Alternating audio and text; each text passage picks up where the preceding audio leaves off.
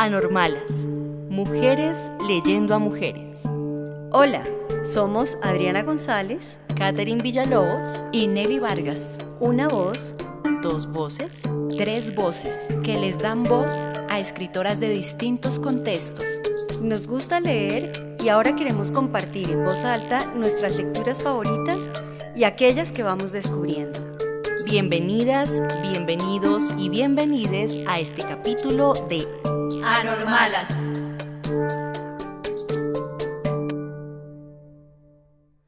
Esta grabación fue hecha en casa para proteger a las voces lectoras.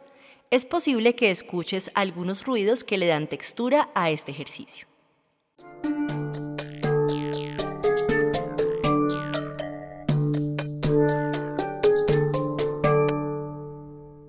Comenzamos el ciclo de literatura íntima con el diario de Alda Merini, poeta italiana. Su obra en verso y prosa está marcada por su paso en diversos psiquiátricos y su tránsito entre la cordura y la locura. La otra verdad, diario de una diversa, es un libro con muchas capas que relata una vida de internamiento con momentos de gran tristeza, dolor y maltrato físico, emocional y psicológico. Ensayo y a la vez diario, en este, Alda se resiste a renunciar a la búsqueda de un amor casi infantil, casi asexuado, casi perfecto.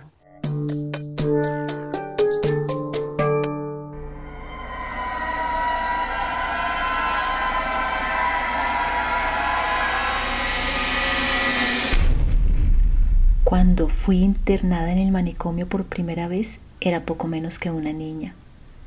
Tenía, eso sí, 2 hijas y algunas esperanzas a cuestas. Mi ánimo había permanecido inocente, limpio, siempre a la espera de que algo hermoso se configurase en mi horizonte. Por lo demás, era poeta, y el tiempo transcurría entre el cuidado de mis pequeñas hijas y las clases de apoyo a algún alumno. Muchos estudiantes venían de la escuela y alegraban mi casa con su presencia y sus gritos jubilosos.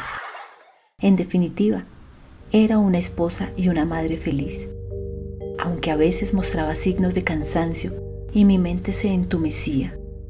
Intenté hablar de todo aquello con mi marido, pero él no dio señales de comprensión y mi agotamiento se agravó.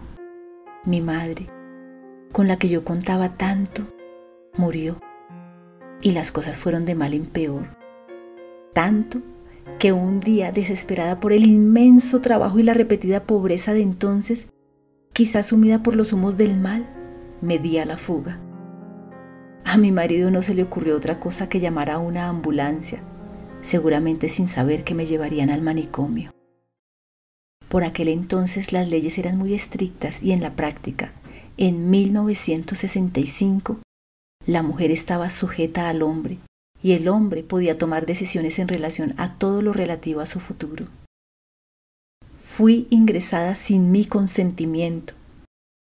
Ignoraba la existencia de hospitales psiquiátricos, pues nunca los había visto. Pero cuando me encontré dentro, creo que enloquecí en el mismo momento en que me di cuenta de haber entrado en un laberinto del cual tendría muchas dificultades para poder salir. De pronto, como en una fábula, todos mis familiares desaparecieron. Por la noche se cerraron las rejas de protección y se produjo un caos infernal. De mis vísceras partió un aullido lacerante, una invocación espasmódica dirigida a mis hijas y me puse a gritar y a patalear con todas las fuerzas que tenía en mi interior. Como resultado, fui atada y acribillada a inyecciones. Pero, ¿no era quizá la mía una rebelión humana? ¿No estaba pidiendo entrar al mundo que me pertenecía? ¿Por qué aquella rebelión fue interpretada como un acto de insubordinación? Un poco por el efecto de las medicinas y otro por el grave shock que había sufrido, permanecí en estado catatónico durante 3 días y solo sentía algunas débiles voces. El miedo había desaparecido y me sentía resignada a la muerte. Después de algunos días, mi marido vino a buscarme, pero no quise acompañarle. Había aprendido a reconocer en él a un enemigo y además estaba tan débil y confusa que en casa no hubiera podido hacer nada.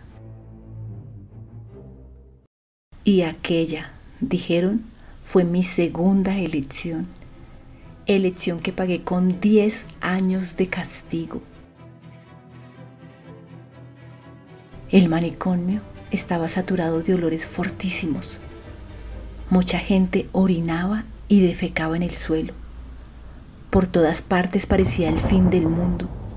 Personas que se arrancaban los pelos, se laceraban sus ropas o cantaban canciones obscenas. Nosotras, Zeta y yo, nos sentábamos solas en una litera con las manos detrás de las faldas, los ojos fijos y resignados, y en el corazón un miedo demencial por parecernos a los demás. Zeta era una bonachona. La habían internado porque había sido madre muy joven y querían deshacerse de ella, pero no tenía nada de loca. Era apacible e incluso a veces serena. Solo cuando pensaba en su pequeño se echaba a llorar y lo hacía en silencio, segura de que nadie la comprendería. Pero yo la entendía bien. Sabía de qué modo ser madre en un sitio como ese se transformaba en algo atroz. Por eso intentaba distraerla. Un día me encontré a un sacerdote en el jardín. Estaba sola y le pedí que me explicara qué concepto tenía Dios sobre los pobres dementes. «Bah», respondió él. «¿Qué quieres, hija mía? Los locos no son responsables». «Bah», continué yo, «si Dios nos ha dado el libre albedrío para que escojamos entre el bien y el mal, ¿por qué nos lo quita con la locura?». El sacerdote permaneció confuso y se fue murmurando, pero ese concepto me roía por dentro. ¿Por qué un loco no puede ser dueño de su voluntad? Me calmaba pensar lo ignorante que yo era en este asunto. Recientemente encontré en una librería el libro de Adalgisa Conti, que fue internada en circunstancias parecidas a las mías, donde se lee un fragmento que quisiera transcribir y que me parece muy sugerente en relación a los delitos perpetrados en el manicomio. Allí puede leerse: «La verdad es que la internación representa ya por sí misma una violencia enorme para la mujer, que al identificarse como persona en el rol de protección a la familia, sustraída de esto pierde todo punto de referencia y toda posibilidad de ser y de reconocerse como individuo. El papel de ama de casa, esposa, madre, es el único lugar posible entendido como natural para la mujer, como la esencia misma del vivir femenino. Es necesario para que la mujer pueda asumir este rol, entonces, la relación con aquel hombre que escogiéndola, la consiente de realizarlo. Si no se revela capaz de responder a sus expectativas, la víctima no es ella, incluso culpada de inadaptación, pero sí el marido que ha reconocido socialmente el derecho de rechazarla o sustituirla. Esto condena a la mujer a la pérdida de todo su espacio privado y de una vida colectiva, a violaciones constantes de esa privacidad y de aquel pudor, de los cuales como loca no tiene derecho alguno y que le son continuamente exigidos como elementos indispensables de su normalidad. La vida del manicomio facilitará la degradación de su cuerpo, hecho instrumento de una existencia puramente vegetativa y de objeto ofrecido a la manipulación y a la explotación que la institución hará de ella, empeñándole en actividades serviles y degradantes. Este fragmento del libro de Adalgisa me parece muy elocuente, tanto más que yo misma una vez fui sorprendida masturbándome y severamente castigada, ya que las pacientes no debían ni podían tener relaciones sexuales. Así, durante 5 largos años me adapté a aquel ménage completamente enloquecedor. Nos despertaban repentinamente a las 5 de la mañana y nos formaban junto a unas literas en una habitación horrenda que era la antesala del cuarto de terapia electroconvulsiva. Teníamos muy presente el castigo que se nos infringiría si por casualidad nos equivocábamos. No nos daban nada para hacer durante todo el día. No nos daban comida ni cigarrillos fuera de la comida y la cena. Estaba prohibido incluso hablar. De todos modos, al tratarse de síntomas esquizofrénicos y paranoicos, muy poco había que decirse con las otras enfermas. Yo, inexplicablemente, me mantenía lúcida y atenta. Tenía deseos de algo bueno, algo aún sensiblemente humano. Sentía ganas de enamorarme. ¿Pero de quién? Los pabellones se encontraban separados. Los hombres estaban por un lado, las mujeres por el otro. Pero un día entró en nuestro pabellón Pierre, un loco con un gran ramo de rosas blancas para la enfermera, enviado por el jefe. Y yo me enamoré de repente de aquel hombrecito esquivo y simple que trabajaba de pintor allí, dentro del manicomio. Comenzó así nuestro idilio decimonónico, hecho de sonrisas detrás de las ventanas, de frases aproximativas, de pequeñísimos encuentros, pero sin ningún deseo de abrazo amoroso. Dice Freud que el hombre normal en su acto sexual se siente continuamente espiado, como si se repitiese el incesto de su infancia. Y nosotros habíamos retrocedido hasta el complejo edípico por el cual un apretón de manos era equivalente a una aberración mental. Sin embargo, yo a Pierre lo amaba, y con el paso del tiempo el amor generoso fruto, el deseo sano de la posesión física. Para nosotros, los enfermos, las noches eran particularmente dolorosas.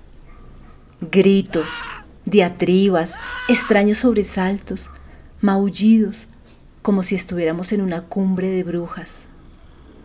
Los fármacos que nos suministraban eran o muy débiles o estaban mal administrados, por lo que poquísimas de nosotras lográbamos dormir.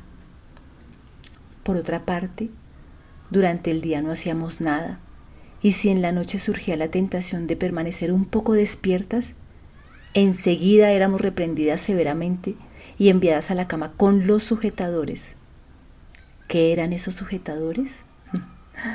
Ni más ni menos que unas cuerdas de cáñamo grueso, dentro de las cuales se nos hinchaban los pies y las manos para que no pudiésemos bajar de los camastros. Gritar sí que podíamos, nadie lo impedía, hasta tal punto que a veces un enfermo de tanto gritar acababa por caer exhausto en su propio lecho. Recuerdo una paciente que permaneció rodeada de sus propias heces gritando desgarrada durante días y días, hasta que fue desatada y puesta en libertad. La pobrecita obviamente no soportaba ese tipo de humillación. Finalmente, algo cambió dentro de aquel oneroso infierno que era el Paono Pini. Algo acabó y se abrieron los pabellones y nos fue permitido el intercambio con los hombres, y los hombres estaban contentos y también las mujeres, porque así la vida nos parecía más entretenida y un poco más verosímil.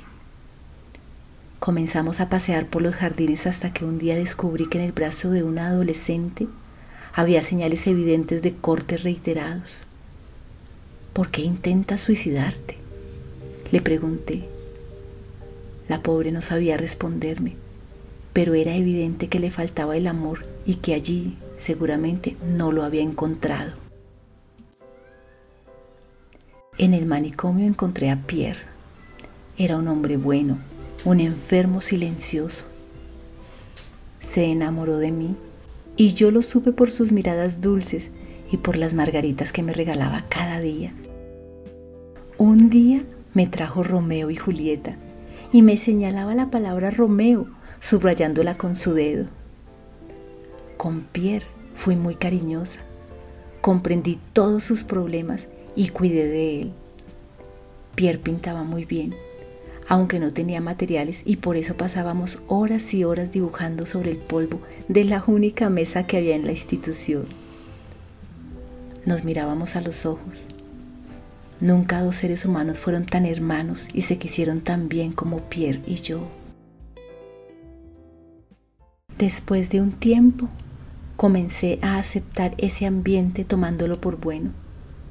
No me daba cuenta de que me sumergía en aquel extraño fenómeno que los psiquiatras denominan hospitalización, por el cual rechazas el mundo exterior y creas únicamente un universo ajeno a ti y al resto del mundo.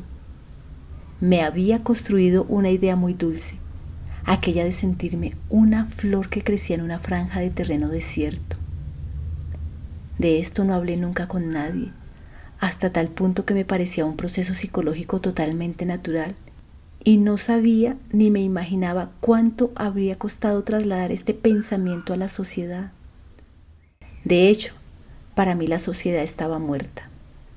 Desde el momento en que me había rechazado y diagnosticado por aquellos mandatos sociales, no debía ni podía existir. El amor y la familia eran ideas que yo consideraba entonces superadas y triviales. Todo aquello era simple locura, pero yo no me daba cuenta, ni por otra parte, se me daba el espacio para que pudiese modificar mis ideas. Aquel día que salí con Pierre, me sobrevino la primera separación de mi mente. Me encontré imprevistamente delante de un hombre en toda su integridad, aún enfermo, y al mismo tiempo me encontraba ante el espacio de la antigua libertad. Ambos sentimos tan fuertemente este shock que no logramos hacer nada y solo nos acostamos sobre la hierba, acariciándonos tiernamente la mano y hablando de aquel niño que hipotéticamente hubiésemos podido tener. En el manicomio, como he dicho, el sexo está prohibido como si fuera algo sucio, casi como si fuese portador de microbios patógenos, y nosotros éramos por eso asexuados, lo que no significa que nuestras miradas estuviesen menos cargadas de intensidad y de demandas sexuales.